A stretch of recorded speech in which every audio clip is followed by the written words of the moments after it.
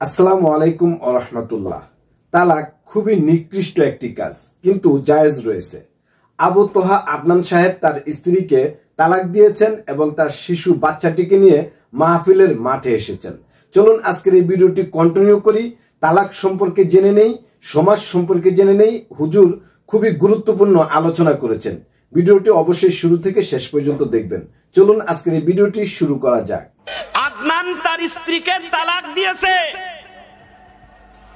তিনটা কাজ নিকৃষ্ট, আল্লাহর কাছে কিন্তু জায়েজ। তার মধ্যে একটা হচ্ছে স্ত্রীকে তালাক দেওয়া, জায়েজ তবুও নিকৃষ্ট, অপছন্দনীয় কাজ। 2 নম্বর ভিক্ষা করা। শরীরে সামর্থ্য আছে, শক্তি আছে, তারপরেও মানুষের কাছে হাত পাতাই খায়। এটা আল্লাহর কাছে অপছন্দনীয় কাজ, যদিও জায়েজ আছে। কথা কন ঠিক কিনা? আরো জোরে কন ঠিক কিনা?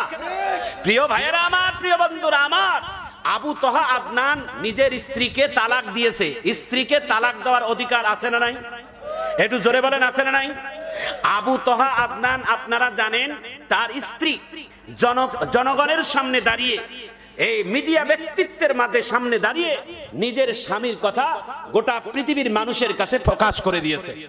একটা স্ত্রী যদি স্বামীর কথা এইভাবে জনগণের কাছে প্রকাশ করে, স্বামী স্ত্রীর কিছু ভিতরি কথা থাকে যেটা আমাদের সবার আছে।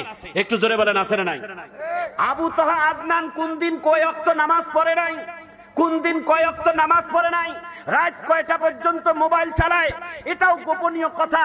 বাড়ির মধ্যে, ঘরের মধ্যে আমাদের অনেক কিছুই থাকে, এই কথাটাও জনগণের কাছে মিডিয়ার সামনে বলে দিয়েছে। এটা ব্যক্তিত্বের মধ্যে হাত দিয়েছে। মানুষের নিজের এই ব্যক্তিত্বের মধ্যে হাত দেওয়া, জনগণের সামনে প্রকাশ করা, এটা মোটেও ঠিক করে নাই। তার নাম সাবিকুন নাহার, তার স্ত্রী। এটা আমার কাছে কেন যেন খারাপ। জোরে বলুন ঠিক কেন?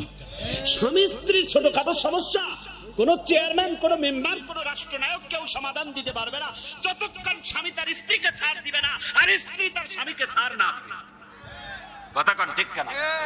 আজকে আবু তোহা আদনান নিজের স্ত্রীকে যে এই যে তালাকনামা দিল, 8.5 ভরি স্বর্ণের অলংকার বুঝিয়ে দিয়ে স্বামী তার স্ত্রীকে তালাক দিল। যদিও ইসলামিক দৃষ্টিকোণ থেকে জায়েজ, হালাল, তবু আল্লাহর কাছে অপছন্দনীয়। এই কথাটা সারা বাংলাদেশের নেট জুড়ে এখন তোলপাড়। হুজুরেরাও কি স্ত্রীকে তালাক দেয়? হুজুরেরাও কি মোবাইল দেখে? হুজুরেরাও কি এই নামাজ ঘরের মধ্যে পড়ে না? এই রকম মানুষ কথাবার্তা বলতেছে। প্রিয় ভাইয়েরা আমার, প্রিয় বন্ধুরা আমার, মনে রাখবেন, স্ত্রীরা হচ্ছেন আমাদের জন্য নিয়ামত। রাসূল করিম সাল্লাল্লাহু আলাইহি ওয়াসাল্লাম বলেন, আমার দিকে তাকান, স্ত্রীরা হচ্ছেন তোমাদের কাছে কাচের গ্লাসের সমতুল্য। কাচের গ্লাস, প্লাস্টিক না, কাচের গ্লাস। এই ওয়াজটা শুনে নেন। স্ত্রীরা হচ্ছেন প্রত্যেকটা স্বামীর কাছে কাচের গ্লাসের মতো। কাচের গ্লাসটা যদি এইমাত্র যদি আমার হাত থেকে পড়ে যায়, ভেঙে যাওয়ার সম্ভাবনা আছে। প্লাস্টিকের হলে ভেঙে যাইতো না। রাসূল বলছেন, স্ত্রীকে এমন ভাবে তোমরা পরিচালনা করো যাতে করে ভেঙে না যায়। ভেঙে গেলে চুরমার হয়ে যাবে। স্ত্রীর কারণে অনেক কিছু বিপদ তোমার ঘটে যাবে। আল্লাহ রাসূল বলছেন, যখন তোমার স্ত্রী রাগ করবে, স্বামীকে ক্ষমার দৃষ্টি দিয়ে তাকাইতে হবে। আর স্বামী যখন রাগ করবে, স্ত্রীকে ক্ষমার দৃষ্টিকোণ থেকে তাকাইতে হবে। একজন আরেকজনকে ছাড় দিলে সংসারে সুখ আসবে, শান্তি আসবে। দুইজনের যদি কড়া মেজাজ হয়, সংসার ভেঙে তছনছ হয়ে যাবে। জোরে বলুন ঠিক না? প্রিয় ভাইয়েরা আমার, প্রিয় বন্ধুরা আমার, অনেক মা বোন আসছেন। আমি সবার কাছে অনুরোধ করব, মা, আপনি খাদিজার মতো মা হন, আপনি আয়েশা সিদ্দিকার মতো মা হন, আপনি হযরতে ফাতেমার মতো মা হন, আপনি ফিরাউনের স্ত্রী আসিয়ার মতো মা হন, আপনি জাতির পিতা ইব্রাহিমের স্ত্রী হাজেরার মতো মা হন, আপনি নবী ঈসা নবীর মা। হুজুর অসাধারণ আলোচনা করেছেন এবং অনেক ইনফরমেশন রয়েছে তালাক সম্পর্কে আজকের এই ভিডিওটি অবশ্যই আরো একটু কন্টিনিউ করুন। জান্নাতের মতো সম্মানিত হবেন। জোরে বলুন ঠিক না? রাসূল বলেন, এই হাদিসটা শুনেন, দেখি কতটুকু আল্লাহু আকবার বলেন। রাসূল বলেন, আমি জান্নাতে গেছি, জান্নাতে যে নারীদের সংখ্যা কম দেখছি, আর জাহান্নামে গেছি, যে দেখছি নারীদের সংখ্যা বেশি। একটু চিৎকার দিয়ে জোরে কোন মারহাবা। রাসূল বলেন, 2টা কারণ নারীদের জাহান্নামে যাওয়ার। 2টা কারণ। 1 নাম্বার হচ্ছে তুকসিরুনাল লানা ওয়া তাকফুরুনাল আশির। 1 নাম্বার হচ্ছেন অল্পতেই তারা স্বামীদের সব গোপনীয় কথা প্রকাশ করে দেয় জনগণের কাছে। এটা একটা অপছন্দনীয় কাজ। 2 নাম্বার, তাদের মুখ থেকে অল্পতেই অভিশাপ বাহির হয়। কথা কন ঠিক কিনা? সমাজে বাস্তবতা আছে না নাই? অল্পতেই অভিশাপ দেয়, আল্লাহ ওর হাত পা একেবারে ঝুলি পড়ুক, ওই তাড়াতাড়ি মরুক। কথা কন ঠিক কিনা? 2 নাম্বার, স্বামীর সমস্ত 10 বছরের ভালোবাসা একটা সেকেন্ডের মধ্যে সব ভুলে গিয়ে এই আবু তাহা আদনানের স্ত্রীর মতো জনগণের কাছে ফাঁস করে দেয় স্বামী কি জিনিস না থাকলে বোঝা যায়। স্বামী না থাকলে তাকে বিধবা বলে, স্বামী না থাকলে তাকে বিধবা বলে। পুরুষ হচ্ছেন এই সমাজের সব থেকে বড় অসহায়। আমি মনে করি কি জানেন, আপনারা মনে করেন উল্টো। পুরুষ এমন একটা অসহায়, পুরুষ যখন কোন স্ত্রীর কাছে যায় বড় বড় কথা বলে, স্ত্রী সঙ্গে বলবে তুমি কিছুই জানো না। যখন সন্তানের কাছে যায় কথা বলে, সন্তান বলে বাবা তুমি কোনো বোঝো না। যখন বাবা মার কাছে যায় তখন বাবা মা বলে তুমি ছোট, তুমি বোঝো না। এই পুরুষটা বুঝবে কখন তার মাথার ঘাম পায়ে ফেলে এতই কিছু করতেছে, অথচ সংসারের জন্য সব ত্যাগ স্বীকার করলো। আজকে কোথাও সুখ পায় না, শান্তি পায় না, দাম পায় না, মূল্যায়ন পায় না। পুরুষ পাবে কোথায়? জোরে বলুন ঠিক না? আম্মা মনে হয় আপনারা মনে মনে বেজার, তাই না? রাসূল সাল্লাল্লাহু আলাইহি ওয়াসাল্লাম বলেন নারীদের পুরুষদের থেকে আল্লাহ তাআলা নারীদের গুণ 3 গুণ সম্মানিত করেছেন। হাদিসটা বলে শোনাচ্ছি, একটা জোরে মারহাবা করবেন। রাসূল বলেন قال النبي صلى الله عليه وسلم الجنة تحت أقدام الأمهات। পুরুষদের পায়ের নিচে খুঁজলে পায়ের জুতার স্যান্ডেল, আর নারীদের পায়ের নিচে খুঁজলে আল্লাহর জান্নাত। সুবহানাল্লাহ। নারীর পায়ের নিচে, মায়ের পায়ের নিচে জান্নাত, আর পুরুষদের পায়ের নিচে পায়ের জুতা।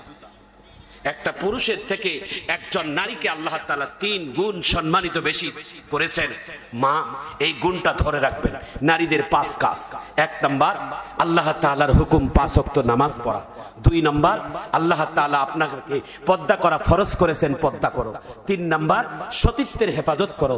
4 নাম্বার আপনার স্বামীরকে খেদমত করো, সম্মান করো, ইজ্জত করো। স্বামীর ইজ্জত সম্মান এটাও একটা গুণ।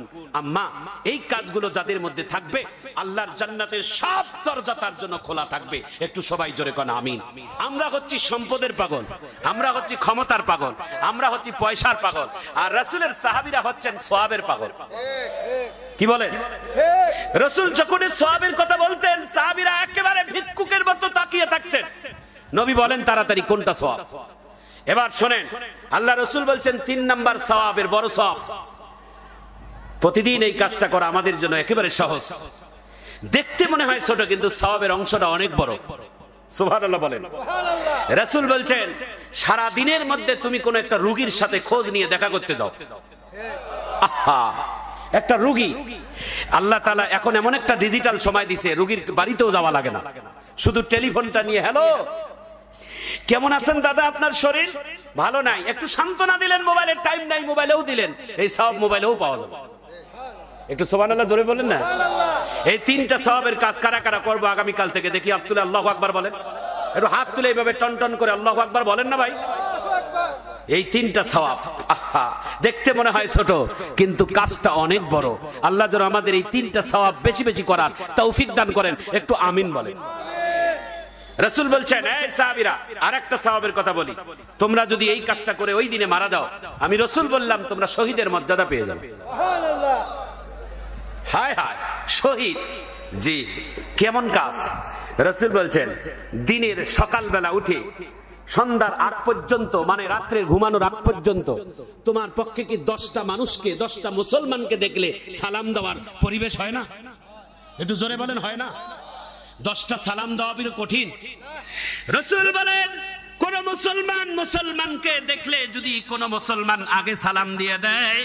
প্রিয় বন্ধুরা, দীর্ঘদিন ধরে আবু তোহা আদনান সাহেবকে নিয়ে বিভিন্ন ধরনের আলোচনা সমালোচনা চলছে। আবু তোহা আদনান সাহেব তার স্ত্রীকে তালাক দিয়েছেন এবং তার সন্তানকে নিয়ে তিনি বিভিন্ন মাহফিলের মাঠে যাচ্ছেন। অনেক হুজুররাও কিন্তু আলোচনা করেছেন আবু তোহা আদনান সাহেবকে নিয়ে। নেট দুনিয়া অনেকেরই প্রিয় একজন ব্যক্তি আবু তোহা আদনান সাহেব। তিনি কি ঠিক কাজ করেছেন নাকি ভুল করেছেন? এই ভিডিও সম্পর্কে আপনাদের মতামত অবশ্যই কমেন্ট বক্সে দিবেন। দেখা হবে নতুন কোন এপিসোডে। সে পর্যন্ত ভালো থাকবেন, সুস্থ থাকবেন। আজকের মতো বিদায় নিচ্ছি। আসসালামু আলাইকুম ওয়া রাহমাতুল্লাহি ওয়া বারাকাতুহু।